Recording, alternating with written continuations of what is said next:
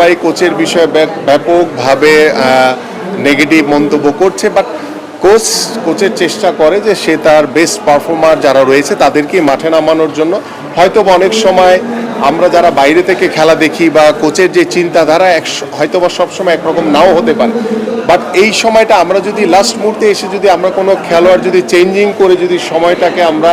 কিল করতে পারতাম বা একটা স্ট্র্যাটেজি নিতে পারতাম, তাহলে হয়তো বা ম্যাচের রেজাল্টটা একটু ডিফারেন্ট থাকতো। তো সবফুলি যে আমরা যেহেতু হেরে গেছি, এখন সকল দায়িত্ব কোচের ঘাড়ে গিয়ে বর্তাবে। এবং আমার কাছে মনে হয় যে যেখানে যেখানে আমাদের ল্যাকিংস ছিল, বিশেষ করে ডিফেন্স লাইন এবং গোলকিপার মিতুল যেই সিলি মিস্টেকগুলো করেছে,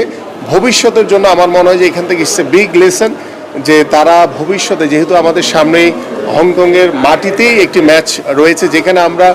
আমি বলছিলাম কিছুক্ষণ আগেই যে